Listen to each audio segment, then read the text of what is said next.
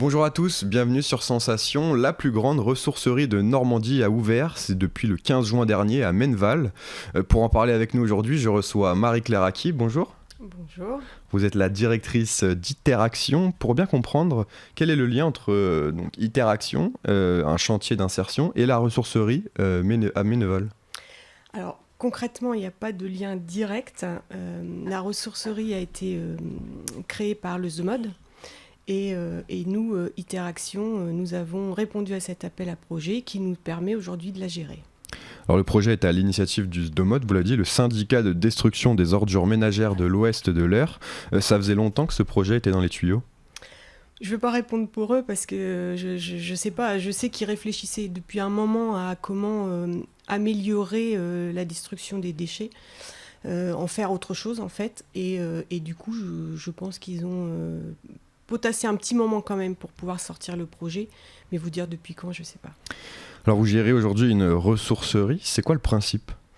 Alors une ressourcerie, c'est, on va dire, pour schématiser un peu, c'est un très grand bâtiment où on récupère tout ce que les personnes ne veulent plus utiliser, usagers ou pas, que nous, nos équipes en fait, retransforment, réparent ou simplement nettoient pour leur donner une seconde vie.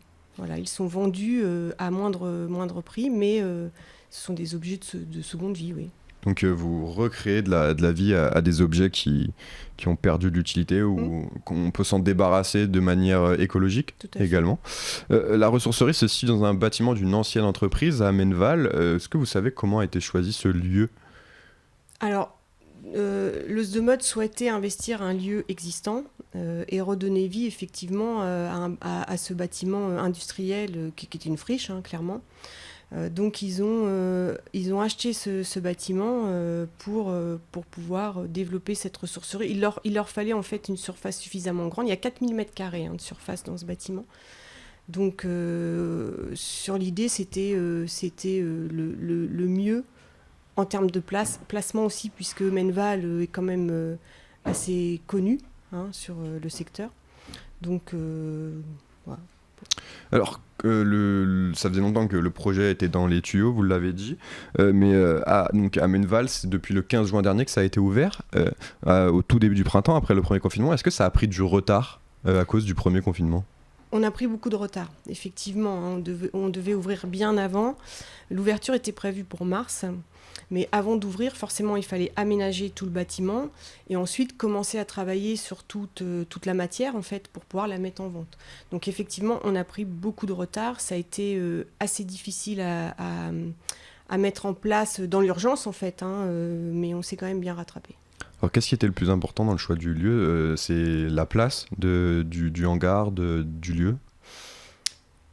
Il fallait de l'espace? Fallait de l'espace. Après, moi, j'ai pas du tout. Nous, on n'est pas du tout intervenu sur le choix du bâtiment, en fait. On a répondu à cet appel à projet. Le bâtiment était déjà choisi.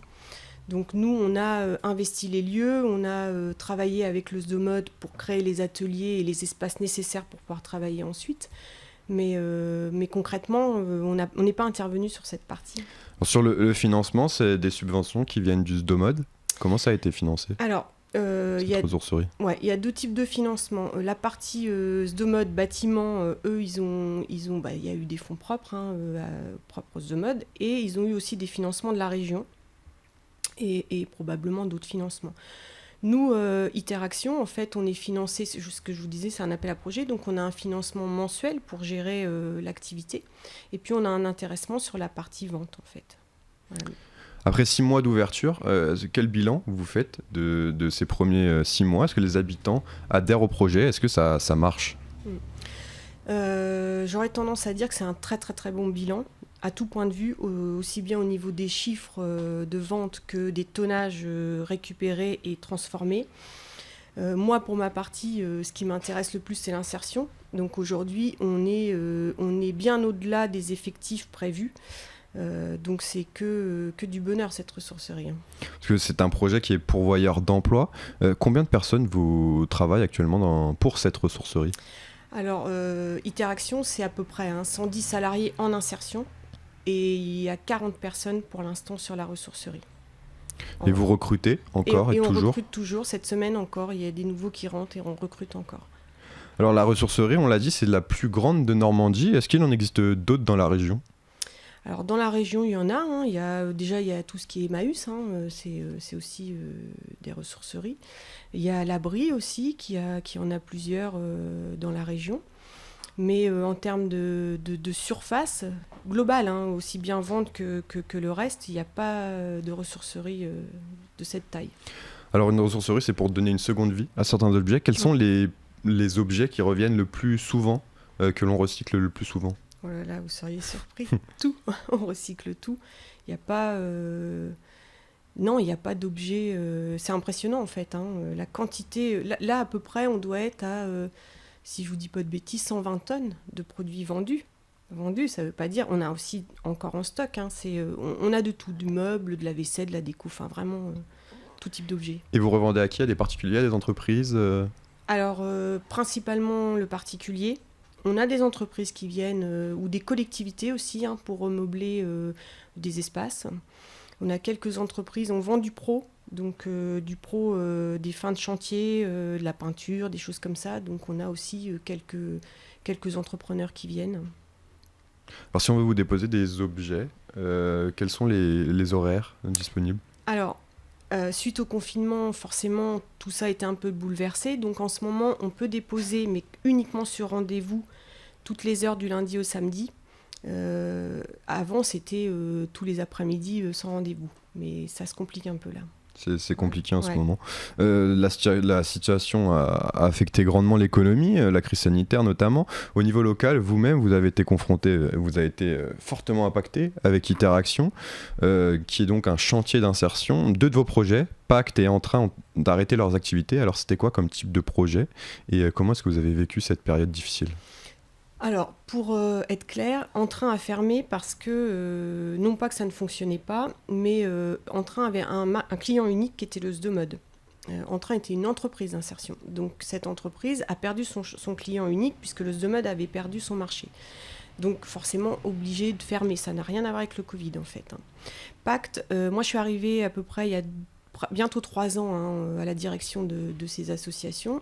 Et Pacte était déjà en difficulté, limite en liquidation judiciaire, enfin en cessation de paiement. Donc du coup, on a alerté, on a mis en liquidation judiciaire. On n'a jamais réussi à remonter l'association correctement et effectivement, la crise n'a pas du tout aidé, quoi. Donc Pacte est en train... Bon, il y a quand même un peu à cause du Covid, mais pas que, quoi. Il y avait quand même d'autres problématiques. Toute une situation qui, depuis quelques années, qui... Ouais. Donc, Iteraction, aujourd'hui, comment ça marche? Est-ce que ça va? Est-ce que ça tient la route? On sait que beaucoup d'entreprises ont des difficultés en ce moment. Ouais. Alors, nous, étonnamment, malgré la crise, Iteraction Parec, en fait, fonctionne très, très bien. Au-delà de la ressourcerie, on a exploser nos chiffres de vente en textile, puisqu'on a 4 boutiques de textile seconde main.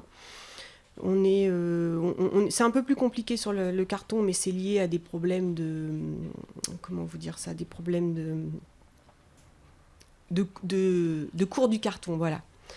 Donc c'est plus compliqué. Mais après, sur l'ensemble de l'activité, on est bien parti. On est en hausse au niveau des équivalents temps plein, les recrutements des salariés en insertion avec la directe. Ça fonctionne très très bien et on a plein de projets en tête, donc tout va bien. Alors justement, en termes de projets, quels sont les projets d'Iteraction dans le futur? Plus de recrutement, notamment pour la ressourcerie, qui est aujourd'hui un bol d'air frais pour Iteraction. Oui, tout à fait. On a demandé à la directe, puisqu'on est lié aussi, nos ETP sont liés aux accords de l'État. On ne peut pas embaucher autant de personnes qu'on veut, malheureusement, et pourtant il y a de la demande et il y a du besoin chez nous. Donc aujourd'hui, la ressourcerie, effectivement, c'est une bouffée d'air et c'est aussi une autre image que nous, on peut apporter de l'insertion. Je n'ai pas répondu tout à l'heure à votre question sur l'adhésion de la population. On a de très très bons retours. Des gens nous disent, avant on vendait, aujourd'hui on ne vend plus, on préfère vous apporter nos objets parce que derrière, vous créez des emplois. Donc il y a une adhésion totale de la population sur ce projet. Merci Marie-Claire Aki d'avoir été avec nous sur Sensation. Je rappelle que vous êtes la directrice d'Iteraction. Vous pouvez retrouver cette émission en podcast audio et vidéo sur notre site ou sur notre application Radio Sensation.